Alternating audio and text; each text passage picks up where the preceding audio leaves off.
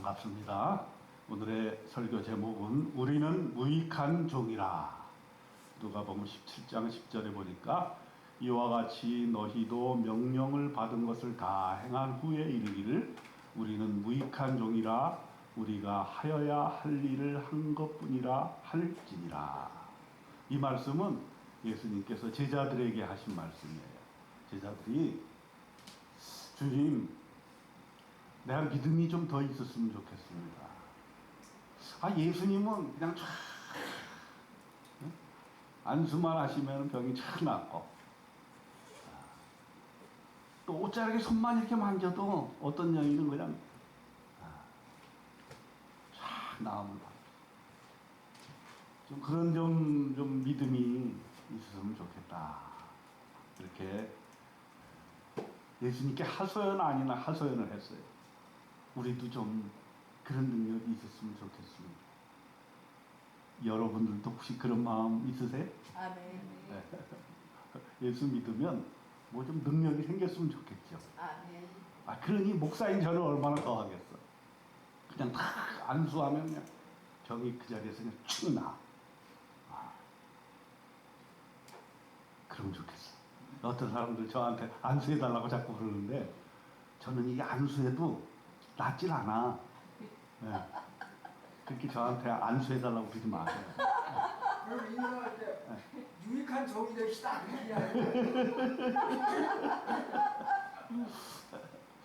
근데 예수님께서 뭐라 그러냐면 우린 다 무익한 종이다. 우리는 그랬으니까 거기에 예수님도 포함되는 것 같아요. 네. 예수님이 하나님의 명을 받아서 이 땅에 와서 일을 하셨는데, 이 말씀을 하기 전에 어떻게 표현을 했냐면 종이 일을 하는데 열심히 막 주인이 시킨 일을 막 열심히 했어. 밭에 가서 일을 해라. 그럼 밭에 가서 열심히 왔는데 자, 종이 열심히 일했다고 해서 주인이 야, 너 잘했다, 고맙다, 감사하다 이렇게 하겠느냐? 그렇게 하지 않는다. 오히려 야, 너는 종이니까 나 씻을 물을 가지고 오고 나 밥 먹어야 되니까 밥 차려라. 일을 열심히 하고 온 종들 보고 또 일을 시키신다는 거예요. 이거 좀 너무하지 않습니까? 근데 그게 우리 종이 해야 될 일이다. 이렇게 말씀하시면서 종은 대가를 바라지 않는다는 거예요.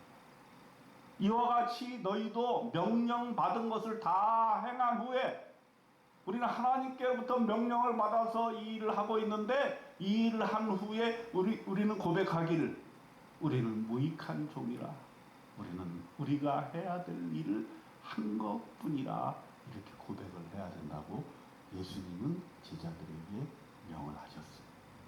왜 그러셨습니까? 제자들이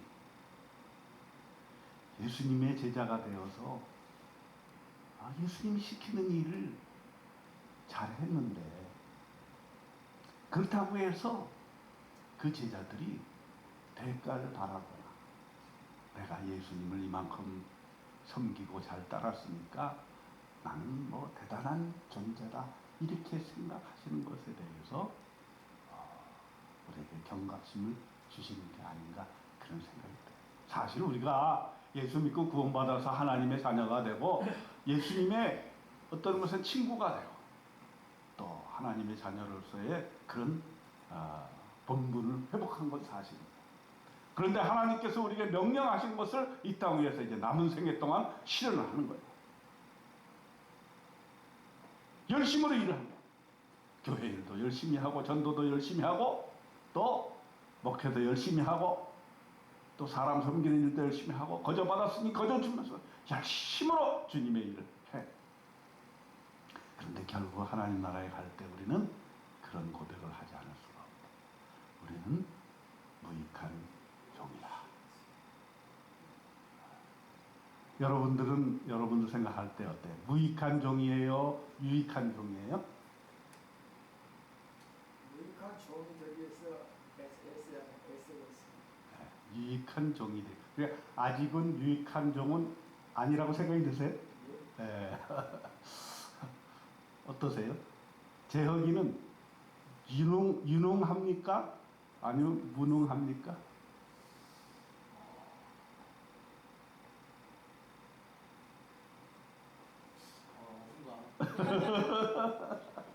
어중간합니까? 우리는 참 하느라고 하는데 하나님 앞에서는 참으로 무익한 종이다 라는 걸 고백하지 않을 수가 없다고 생각이 듭니다. 그래서 우리는 무익한 종이기 때문에 어떻게 되느냐, 하나님의 뜻과 하나님의 능력을 받지 않으면 안 되는 것이죠. 네. 우리가 하느라고 해요. 열심히 해요. 사실은 열심히 하는데 그게 하나님 편에서 봤을 때 과연 유익한 일일까 한번 생각할 필요는 있다는 거죠. 네. 아마 열심히 하긴 하는데 그게 유익한 거, 하나님의 뜻에 합당한 일일까. 그래서 사실은 우리가 하나님의 일을 하게 될 때 먼저 하나님께 묻는 것이 매우 중요하다, 그런 생각을 하게 됩니다. 하나님, 내가 지금 하는 일이 하나님 앞에서 하나님께 도움이 되는 일입니까? 아니면 오히려 하나님에게 해가 되는 일입니까? 한 번쯤은 생각해 볼 필요가 있어요. 그 히스기야가 제가 봤을 때 굉장히 유능한 왕이었다, 그런 생각이 들어요. 뭐냐 그러면 여러분 이제 성지순례를 꼭 가시라고 제가 그랬죠. 네. 죽기 전에는 가야 돼. 네. 죽기 전에는 가야 돼. 근데 성지순례를 가면은 그 예루살렘에 히스기야 터널이 있어요. 히스기야 터널. 근데 거기는 이제 신발을 신고 가야 돼요. 밑에 이제 그 돌산을 뚫어가지고 물길을 낸 거거든요. 그래가지고 어둠컴해. 이렇게 하고서는 무릎까지 막 물이 막 콸콸콸콸 흐르거든. 그래가지고 아쿠아 슈즈 그런 걸 신어야 돼. 사실은 아쿠아 슈즈, 물에서 걸어 다닐 수 있는 신발 있잖아요. 그거를 신고 이제 막 걸어가는 거야. 터널 처음부터 끝까지 쭉 걸어가면 상당히 그냥 물이 그냥 콸콸 흐르. 그게 이스라엘은 물 부족 국가인데 어떻게 그렇게 물이 콸콸콸콸콸 흐르냐. 그걸 언제 뚫었냐면 히스기야가 왕이 되고 난 다음에 그때 상황이 어땠냐 그러면 북쪽에서는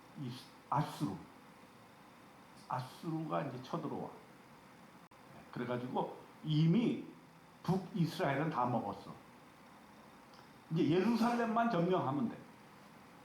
히스기야는 이걸 막기 위해서 안간힘을 쓴 거야. 안간힘을 쓴. 그러니까 내가 봤을 때 그는 그 어려운 상황 하에서도 이 백성을 구하기 위해서, 예루살렘을 구하기 위해서 머리를 쓴 거야. 이 물이, 적군에게로 이 물이 흘러가면 어떡해요? 적군은 막 물이 막 넘쳐나니까 좋잖아. 근데 우리는 물이 없어 죽어. 그래서 아수리아의 적병이 이스라엘의 항복을 권유할 때 어떻게 얘기했냐면, 너네들은 곧 있으면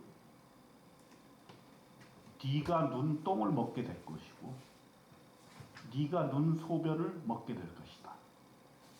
그렇게 위협을 해요. 사실 전쟁이 오래되면요, 성 안에 갇히잖아요. 그러면 그 안에는 이제 먹을 것이 떨어지잖아요. 그래서 포위해가지고서는 그 성을 함락시키기 위해서 그냥 마냥 있는 거야. 1년이고 2년이고 마냥 있는 거야. 그러면은 식량 다 떨어지고 물 다 떨어지면 어떻게 돼요? 자기 소변을 먹을 수밖에 없어요.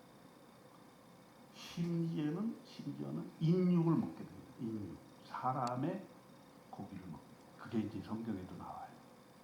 네. 그래서 예루살렘이 포위되었을 때 아수르의 장군들이 뭐라 그러냐면은 너네들은 이제 곧 죽게 될 것이야. 그러니까 이제라도 항복하고 나와라. 이렇게 얘기를 하는 것이죠. 그래서 히스기야는 그걸 미리 예견을 하고서는 터널을 뚫어가지고서는 물이 적군에게 흘러가지 아니하고 이스라엘 예루살렘 사람들만 먹을 수 있게끔 그 물길을 예루살렘으로 뚫어낸 것이 바로 히스기야 터널이에요. 그게 지금도 남아있다니까. 물이 그냥 콸콸콸콸콸 흐르니까 얼마나 많은 백성들이 그 물을 먹고 마시고 할 수가 있겠어요. 몇 년을 버틸 수가 있는 거예요. 그러니까 우리가 봤을 때는 굉장히 유능한 왕이었다. 이렇게 생각이 들어요. 그런데 이제 마지막 예루살렘이 멸망할 시기가 다가왔어. 아수르 군대가 그냥 수십만의 군대가 쫙 둘러싸고 장군은 나와가지고 이제 항복해라 하고서는 다 외치고 또 문서를 버립니다. 그동안에 많은 왕들이 이런 경험들을 왜 안 했겠어요? 그리고 유능한 왕들이 많이 있었죠. 그런데 히스기야는 자기의 무능을 절감했던 것이죠. 나는 무익한 하나님의 종이다. 그래서 어떻게 했느냐? 그 항복문서 그걸 가지고 성전으로 달려갔어요.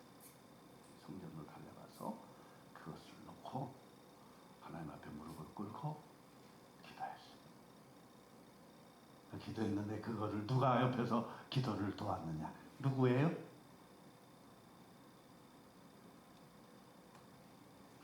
선지자. 엘리야. 땡.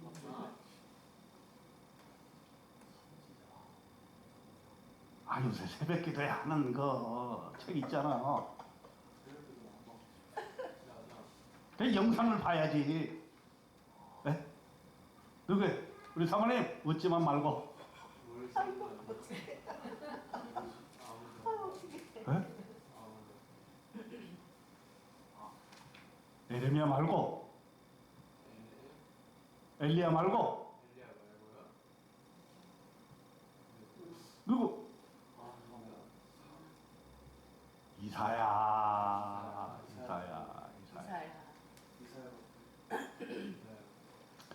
이사야가 옆에서 같이 기도를 해줬어요. 그러니까 이 왕이 잘 되려면은 그 영적인 지도자, 주변의 목사님들, 신부님들, 스님들 이런 분들을 잘 만나야 돼. 그리고 이 영을 이끌어가는 사람들과 이게 잘 맞아야 돼. 엉뚱하게 말하지 미신들. 그러면은 나라가 혼란스러워집니다. 올바르된 지도자, 영적 지도자와 또 그 정치적인 지도자가 잘 만나요. 이 히스기야와 이사야는 마음이 딱 맞았어. 하나님 앞에서 내가 정말 무익한 종이라는 것을 인식하고 하나님 앞에 무릎을 꿇었다. 하나님 어떻게 해야 되겠습니까? 나는 무능합니다. 실제 무능한 거야. 아무것도 할 수 없죠. 어떻게 아수르 대군 수십만을 어떻게 이겨낼 수 있어 이스라엘이. 그동안에 아수르는 북쪽을 다 점령하고 그래서 이전의 왕들이 어떻게 남쪽에 있는 애국 또 에디오피아 그때는 에디오피아가 애국 못지않게 힘이 있었거든. 그래서 애굽이나 에티오피아의 힘을 좀 얻어서 남쪽에서 이렇게 치고 올라가면서 압수를 좀 어떻게 해볼까 그렇게 생각했는데 이사야는 절대 안 된다. 애굽으로 내려가는 저 사람들 안 된다. 하나님을 의지해야지 어떻게 강대국 애굽을 의지하느냐. 이사야가 계속 외쳤던 거야. 그러니 좋아했겠어요. 사람들이 안 좋아했지. 그러니까 내가 이사야도 읽고 이렇게 읽어보면 어쩌면 그렇게 우리나라랑 비슷해. 이스라엘이 북남으로 나눠져 가지고 북쪽에는 아수르하고 어떻게 해보려고 그러고 남쪽은 애굽하고 어떻게 해보려고. 우리도 남과 북이 나눠져 가지고 북쪽은 러시아나 중국과 어떻게 해보려고 그러고 남쪽은 미국과 일본하고 어떻게 해보려고 하는데 그거 잘 안 돼. 정신 똑바로 차려야 돼. 우리가 강대국이 우리를 끝까지 보호해줄 것 같아? 절대 보호해주지 않습니다. 우리는 정신 똑바로 차려야 돼. 우리는 그럴 때 우리 힘을 키워야 될 뿐만 아니라 동시에 하나님이 우리를 지켜주시는 것이지 강대국이 우리를 도와주고 지켜주리라는 생각은 너무나 나이브한 생각이야. 그런데 이스라엘도 선지자들이 그걸 외쳤단 말이지. 거짓 선지자들도 많이 있었지만 진짜 선지자들 이사야 같은 사람은 하다 못해가지고 3년 동안 빨개 벗고 다녔잖아. 우리 재혁이는 하나님이 너 이제부터 빨개 벗고 복음을 전파해라. 그러면 할 수 있어요? 없어요? 네. 그러니까 얼마나 이사야가 대단한 선지자야. 하나님이 하나님의 그 심정을 이사야를 통해 표현한 거야. 제발 좀 강대국을 의존하지 말고 우상을 타파하고 하나님만 믿어라. 이렇게 얘기하는데도 백성들이 듣지를 않으니까 야 그럼 이사야야 네가 3년 동안 빨개 벗고 다니면서 하나님의 말씀을 전해라. 그러면 혹시 백성들이 돌아올지 모른다. 이렇게 해서 이사야 보고 빨개 벗고 다니라 그랬어. 그런데 더 놀라운 거는 이사야가 그 말씀에 순종을 한 거야. 팬티는 입었겠지. 그 정도로 그때 당시에 사람들이 하나님을 안 믿었다는 거예요. 우상을 믿고 그냥 전쟁에 휘말리다 보니까 이게 도대체 어느 신이 우리를 살려줄 것이냐. 정신이 혼란해지는 거예요. 나라가 혼란해질수록 우리는 우상을 타파하고 하나님을 붙잡아야 되는 거예요. 네. 그리고 그럴 때일수록 내가 아무것도 할 수 없다는 사실을 깨달아야 돼. 이건 나는 매우 중요하다고 봐요. 나는 무익한 종입니다. 내가 할 수 있는 건 아무것도 없습니다. 이거를 인정해야 되는 거예요. 인정을 해야 돼. 그리고 우리는 하나님 앞에 내 문제를 가져와야 돼. 그리고 그걸 펼쳐놔야 돼. 네? 예를 들어서 계약서가 있으면은 계약서 들고 와서 하나님 앞에 펼쳐놔야 돼. 네. 아파트 계약할 때 하나님 앞에 펼쳐놓고, 네. 사업 계약할 때 하나님 앞에 펼쳐놓고, 은행 계약할 때 하나님 앞에 펼쳐놓고, 모든 우리의 일상사를 갖다가 하나님 앞에 펼쳐놔야 돼. 내가 똑똑하다, 나는 경험이 있다, 나는 할 수 있다, 이거 다 웃기는 일이야. 요새 보이스피싱 보니까 얼마나 앞서가는지 몰라. 당연히 재간이 없어. 아무리 조심해도, 아무리 눈을 크게 뜨고 정신을 바짝 차리고 야 이거 누르지 말아야지 한데 어느 순간 잘못 눌러가지고서는 빠져들 수밖에 없는 이 세상에 그냥 살고 있다는 것이. 그러면 언제든지 하나님 앞에 모든 문제를 가지고 나와야 된다. 이사야가 적군이 수십만이 만 명이 이렇게 둘러싸고 있는데 와가지고 하나님 앞에 기도를 했어요. 기도를 했더니 하나님께서 전략을 가르쳐 주시긴커녕 그냥 알았다고만 해. 알았다고만. 어떻게 해라는 지시사항이 없어.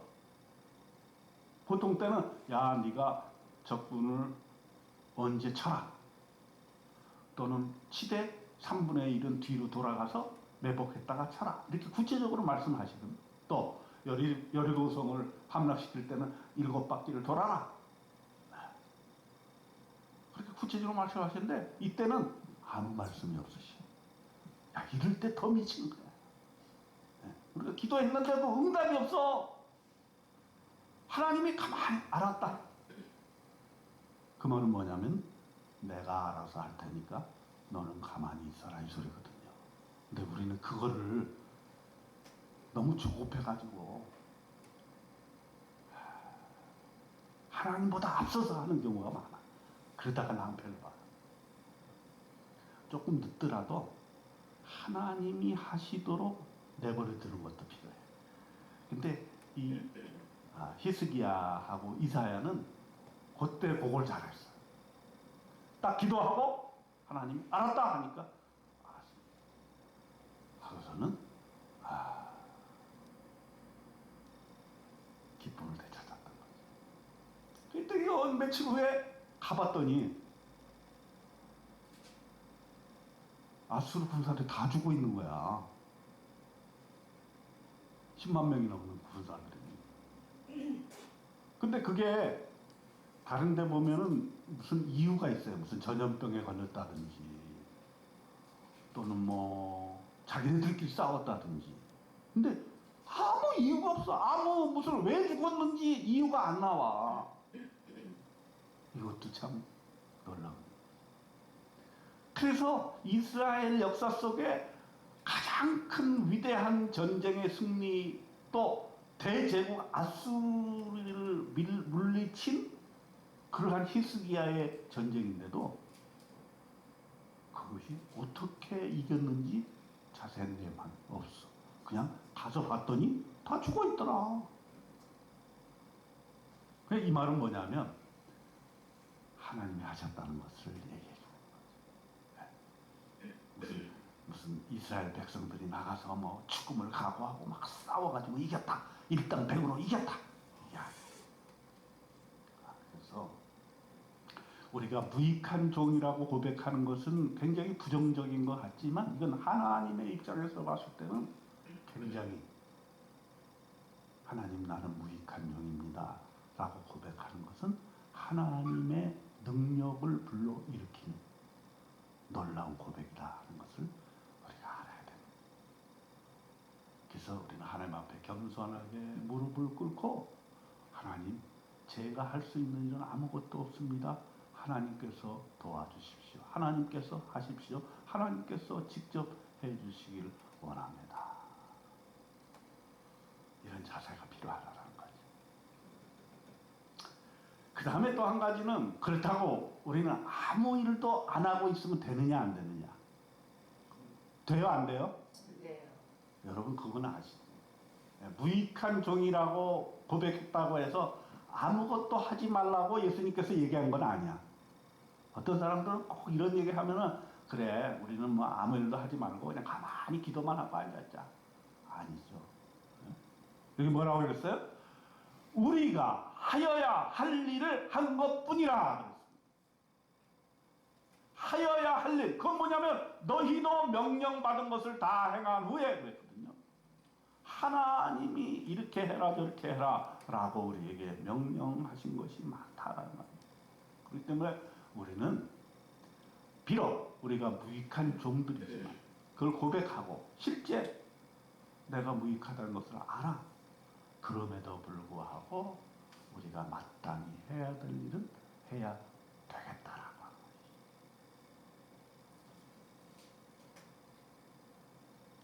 우리가 예수님으로부터 부르심을 받았고 예수님의 제자이기 때문에 우리가 이 땅에 살아있는 동안에 해야 될 일, 그것이 뭐 대단한 것을 이룰 것은 아니겠지만 우리가 마땅히 해야 돼.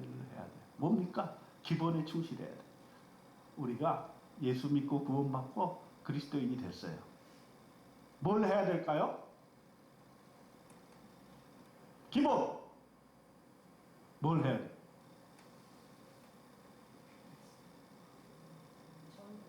전도. 맞습니다. 또 말씀을 해야 돼. 또 기도해야 돼. 또 봉사해야 돼. 또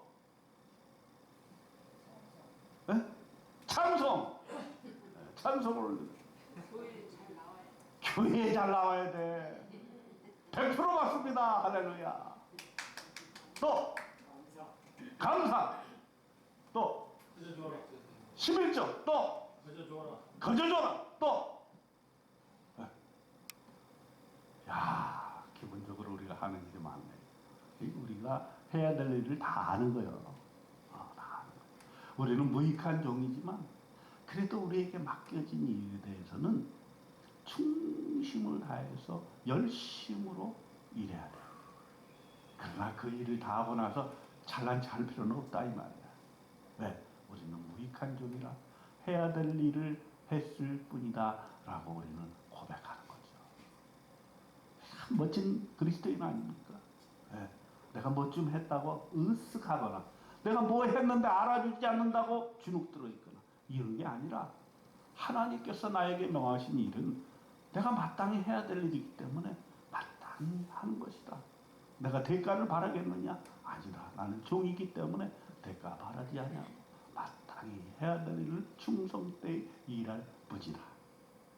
여러분 이렇게 오늘 하루도 해야 될 일을 마땅히 하면서도 주님 앞에 주님 나는 무익한 종입니다 라고 고백하는, 그래서 정말 하나님께로부터 칭찬받는 저와 여러분 되시기를 주님의 이름으로 축원드립니다. 아멘.